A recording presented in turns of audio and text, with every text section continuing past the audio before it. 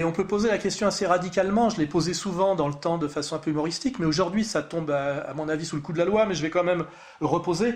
Que doit-on penser de quelqu'un qui prétend être un opposant politique et lutter contre le pouvoir quand profondément il aime se faire enculer, pour le dire très très simplement? Est-ce qu'il n'y a pas un lien entre aimer se faire enculer et aimer trahir et aimer se soumettre, par exemple, vous voyez?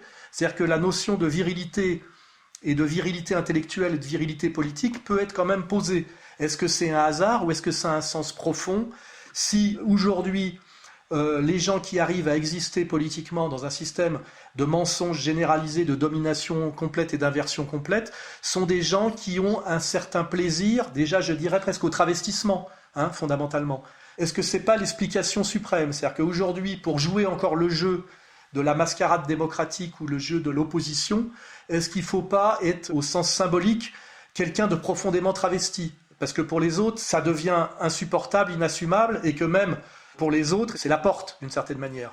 Et tout ça, finalement, ressemble à des thèses spenglériennes, ou quand on réfléchit à la fin de l'Empire romain, ou même à la fin de la monarchie française, comme l'a décrit d'ailleurs Elisabeth Badinter, avec une montée de féminité, d'homosexualisme, beaucoup de corruption. On peut même aller chercher dans un film qui était pas mal de Lecomte comme ridicule, vous voyez. Tout ça quand même a un petit parfum de ce qu'on peut appeler de décadence.